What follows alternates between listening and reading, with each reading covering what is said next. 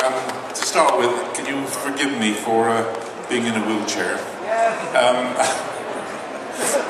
I've had a couple of operations on my knee, and unfortunately it's left me in a terrible state. And I'm on crutches, and I keep falling over. I keep losing my balance. I keep falling over. So I have to be very, very careful about hobbling around. And so I'm taking it easy, and I'm going to do this talk this afternoon in the wheelchair. So any questions you want to ask me, I'll be only too pleased to try and answer them. But as I said, my apologies for not being up on stage. So because of that reason, is it possible of you guys in the front, please sit down so that everybody can see? Thank you guys. I'm going to start up with the question that I think is on everybody's mind right now. The trailer for episode 7 was released yesterday. What do you think of the trailer and the fact that they continue the saga now when all known villains are dead and all heroes are old? Everybody came out keep coming up to me. They say, well, "Are you going to be in episode 7?" And I said, "Well, no, I got killed off in 6, so there's not much chance of me being in episode 7." And so really, I basically heard very, very little about what was happening, on the movie. It was all being filmed at Pinewood Studios, and of course, I didn't get one invite to go down to Pinewood Studios to see what was going on. So I think I didn't meet anybody, and I didn't know anybody or anything like this at all. And I saw the trailer this morning, just on. I think I was on TV at the hotel, and I really didn't think anything of it at all. I just thought it was very naff, to be honest. I didn't think it did much for the film, and because it didn't introduce you to any of the major characters or anything like this at all. No, I wasn't very impressed at all. Not with the trailer. Did anybody here see the trailer? Have you all seen the trailer? Okay. Well, come on. What's your opinion of it? Did you like it? Did you think it going to make episode 7 look as though it was going to be a great movie? Did you? Yes. One. I forgot one.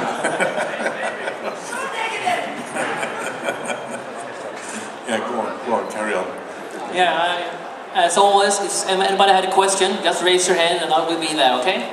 I understand there were different versions of the Vader costume until they come up with the final one.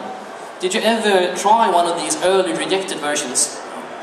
No, none whatsoever. I had the same costume for all 3 movies.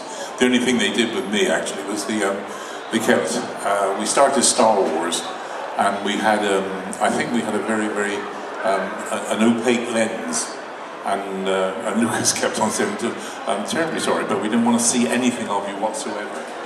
I said, "Oh, thank you very much." a great movie role that I'm going to have. And they said, "No, we don't want to see. We can see your eyes flickering, and when you're delivering your dialogue and things like this in the close-ups, we can see your eyes flickering. We don't want to see anything of you whatsoever." And so they kept on darkening these lenses they had in the mask, and eventually they were so dark I couldn't see where I was going at all. And unless you were really under the very, very bright lights in the studio, I had terrible vision problems. Yeah. Any questions? Otherwise, I'll continue. Okay. Talking about the Vader outfit, I'm curious. In case that you needed to pee, did you need to take it all off, or was it some kind of hatch, or? No, I'm afraid you didn't want. You went to pee first thing in the morning, and that was the end of it. you couldn't go again until you finished filming in the afternoon. Or maybe when you broke for lunch you could. But the thing was you had leather trousers which came out to about here, and then braces. And I can't honestly think that there was a fly on the trousers. I don't think there was. And then you had your top piece, your jacket, your main piece which covered your body, came down and zipped underneath your crutch. You see, so it was quite difficult. If you wanted to go to the toilet, you virtually had to undress completely, before you could do anything. As I said, you had to be very, very careful as to how much you drank during the course of the morning, or in the afternoon as well. So because you weren't going to get to the toilet until 6 o'clock in the evening, as it were. So, but it was quite okay. It was quite managed. Here, I got a question over there. Yes, Dave. You recently returned as the Green Code Crossman. Could you... Thank you. Yes. Did it made the news over here, did it? Yes, for us fans Yeah. it did. Yeah. Certainly. Could you tell us about the return to such an iconic commercial character?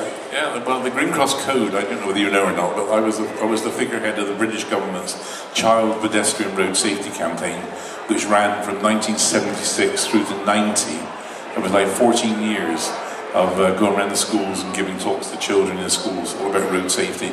And it was a fantastic campaign because in the period that we were working on the campaign, we actually reduced the road accident figures in Great Britain to children by over half. And in the year 2000, I actually got awarded the MBE from the Queen. I had to go to Buckingham Palace and receive this medal from the Queen for my services to road safety and charity. Thank you. So, this was obviously a great honour, which I thoroughly enjoyed. And now what's happened is that all these years later, so it's 15 years later, or it's 15 years later, an insurance company got in touch with me and said, look, we would love to relaunch the Green Cross Code campaign, but this time we want to aim it at adults, not children, nothing to do with children. And so I said, well, what do you mean? What are you actually trying to get at? And they said, well, the problem these days with adults is that nearly all the adults have all got iPhones, and they got earphones as well. I said, and they walk along the street looking at their iPads and their phones, and they haven't got a clue what's going on around them. And they're walking out into the middle of the road, and bang! Next thing you know, they got no idea as to the traffic situation. And so we made I think 2 or 3 commercials about the problems of crossing the roads and things like this. And we had all sorts of people working with us. We had a guy walking along the road pushing a pram with one hand and the telephone in the other hand, and walking between 2 parked cars. It was some of the terrible things that they were trying to get over to the public. But they've it's come out. It's been a huge success, and it's gotten me fantastic publicity. I mean, I think I've made every national newspaper in Great Britain in the last week. And so, which has only just happened just before we came over. Yeah, it's been. I'm obviously looking forward to a very, very successful campaign. Yeah. So which one do you prefer being recognized as? The hero or the villain? Well, I think Darth Vader was Darth Vader, as you all probably aware. Darth Vader is now regarded as the ultimate screen villain of all time, which is a fantastic accolade for someone like me to have, And it's the sort of thing, being Darth Vader, it enables me to do virtually anything I want to do. I mean, it's an incredible opening to work, and people want to meet you, and people want to talk to you, and people want to interview you, and things like this. I'm in a very, very happy situation at the present moment. I really am, purely and simply because, as I said, with Darth Vader has been so good to me. I'm traveling all over the world. If I want to, I can be somewhere different in the world every weekend. I get so many requests to do these shows like this all over the world, and unfortunately at the moment I'm having a few problems, so I'm restricting the number of the foreign trips I do, but I'm still doing them all. As I said, back in the UK, almost on a weekend basis. It's really, really amazing, and the reception that you get everywhere is fantastic as well. I'm just curious, what was your first reaction when you read the manuscript for Star Wars in the 70s? When I saw the script for Star Wars, To be perfectly honest, I mean, I read the script and I sort of realised that Vader was the villain of the film, but I really didn't take an awful lot of notice of it, and it was just to me it was just another job at the time. I went to the studios and the sets were very, very interesting, and the people, it was nice to be in a sort of a space movie, as it were, because it was all slightly different to the normal type movies that you were working on. But people used to say to me, they said, "What's this film you're working on?" And I said, "It's a right old load of rubbish." If you ask me. And little did I know. No, but I really didn't think we were doing anything really out of the ordinary, to be honest. I mean, we had a situation where, Harrison and Mark and Carrie and things like this, they all seem to sort of keep very much to themselves. And then, the English side of the cast,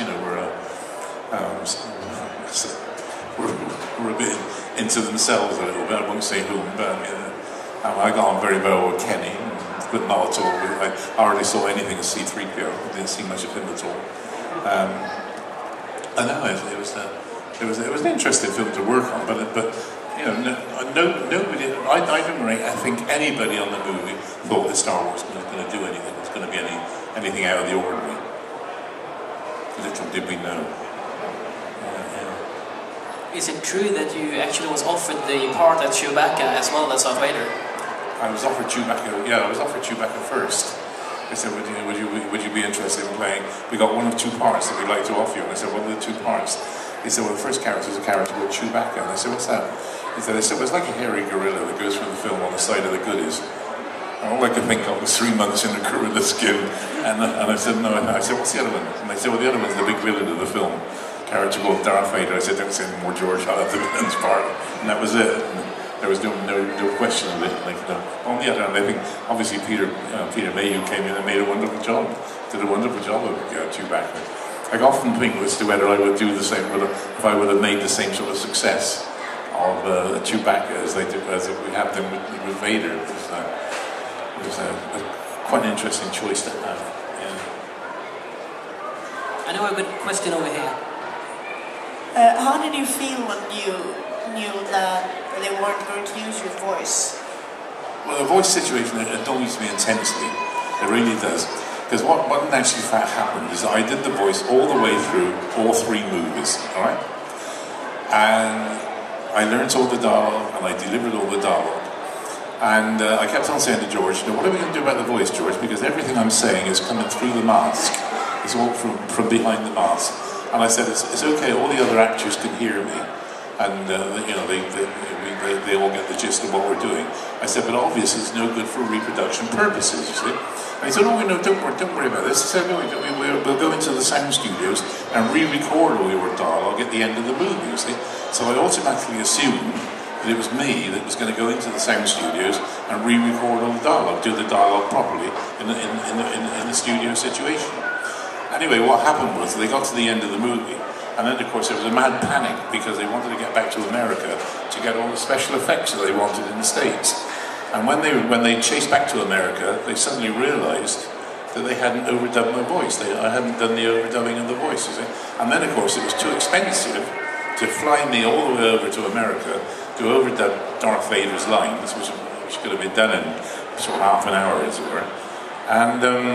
And so instead of asking me to do it, they got James Earl Jones in to do it.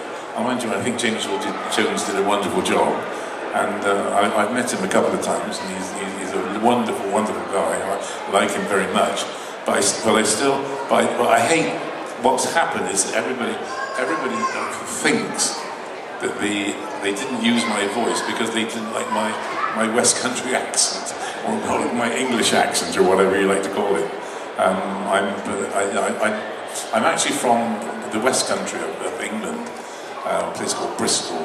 And in the West Country of England, people tend to overpronounce things like ers and rs and things like this, you see.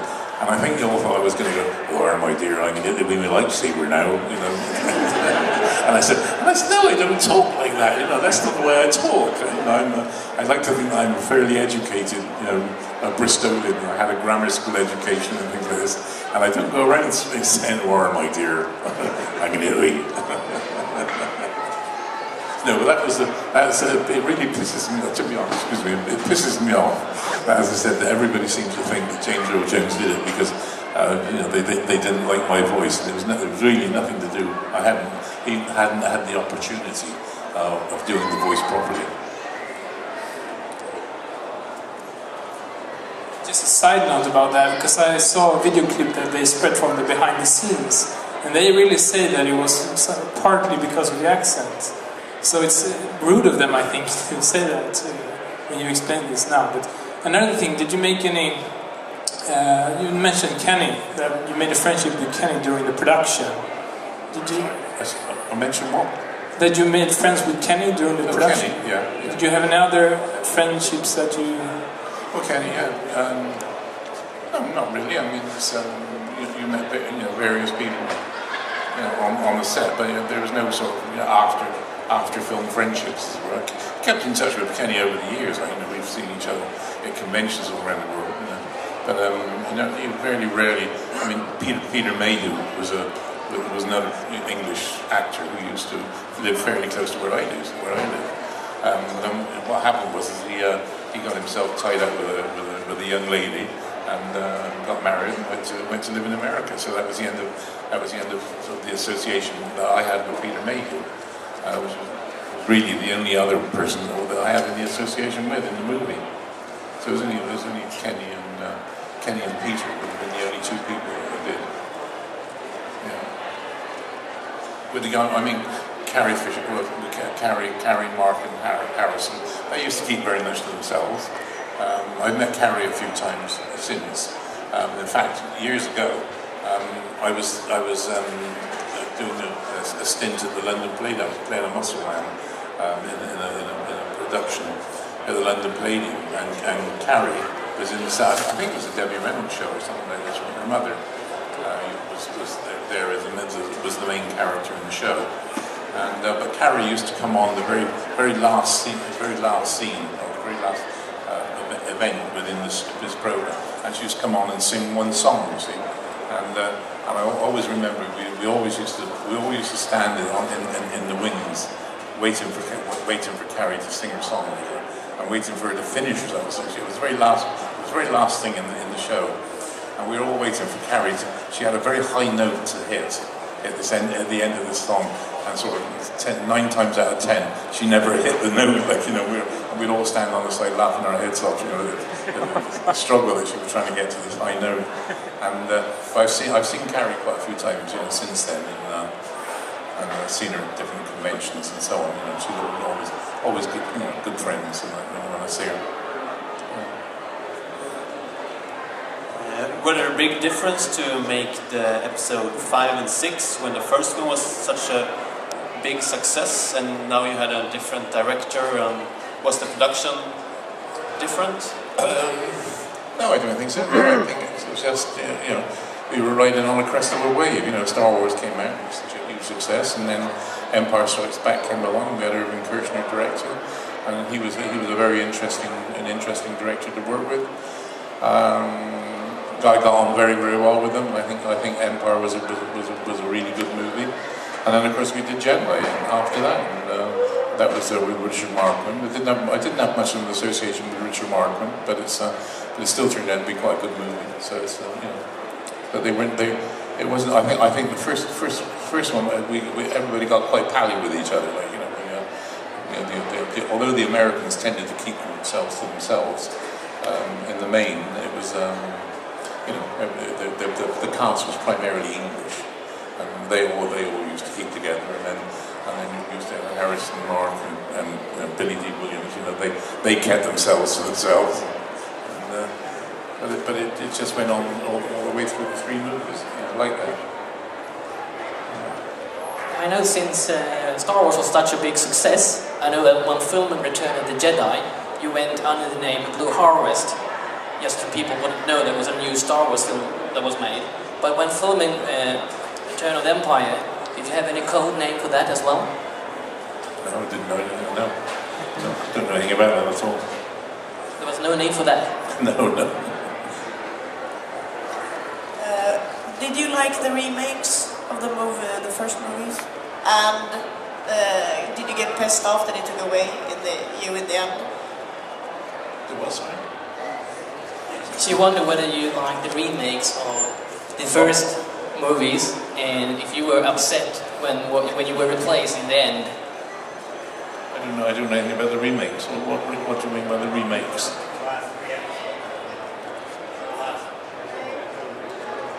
The remake of episode 4, 5 and 6. 4, 5 and 6. When Sebastian Shaw was in the end instead of you. No. Oh, no. That's correct. That is correct. Yeah. Which scene was your most favorite scene to film? Oh, I can't tell. It's so long ago. I can't remember that much about it, to be perfectly honest. I don't know. No, I'd have to. That needs a lot of thinking about. Yeah. Because I mean, on 3 movies, you did 3 movies, and so. Don't forget that. I did lots of other movies besides Star Wars. I mean, you can talk about Stanley Kubrick's Clockwork Orange, for instance. I remember a lot more about Clockwork Orange than I do about working on Star Wars. To be honest, I think. Yeah. Yes, there's one question. Yes. What's your favorite scene in Clockwork Orange? Well, I'll tell you, one of the nice scenes, I had a very nice association with Stanley Kubrick, but when we started the movie, everybody was frightened to death of Stanley. Everybody was really frightened to death of him because he's a bit of a tyrant, and he's a hard taskmaster. And there's a story that goes around about Stanley. It says they refer to him as Mr. Umpteen Takes Kubrick, because they say he's never be satisfied with 1 take if 20 takes will do, and he'll shoot, overshoot, and overshoot.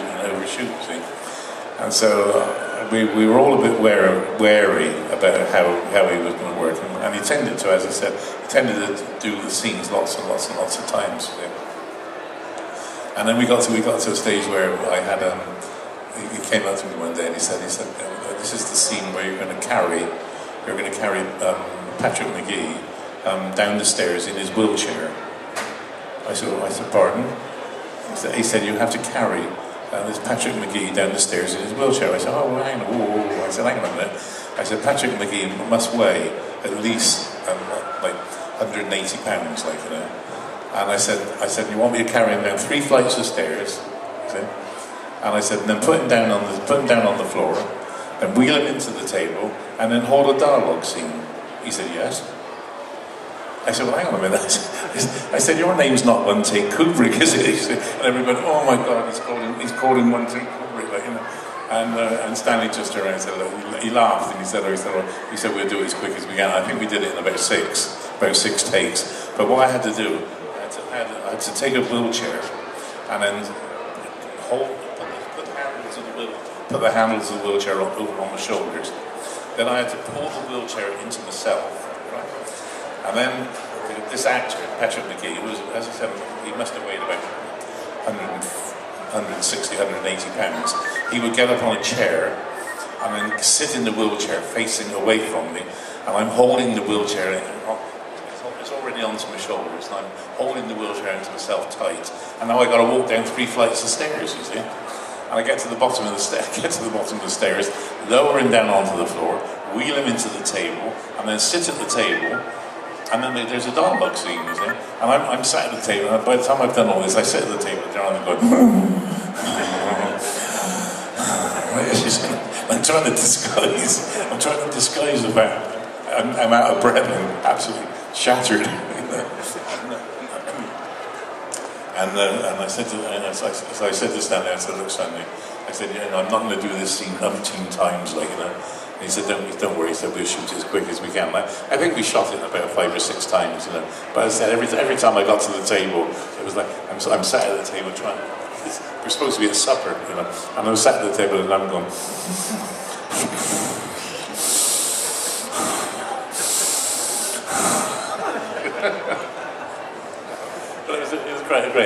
And Stanley, I got on very well with Stanley Kubrick, and we finished the movie, and I had an open invite to go to Stanley's house anytime I was up in the Elstree area, where I was working at the studios and things like this, all go and pay him a visit and see him. And he was lovely to work with. I loved him. He was a really nice guy. We've got time for one final question. Do we have any? No question at all? Any more? Okay, in that case, I'm curious to know that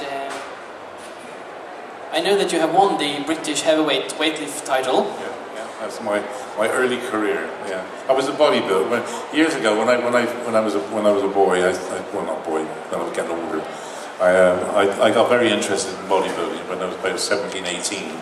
I started exercising and training, and my big ambition in life was to win a bodybuilding competition.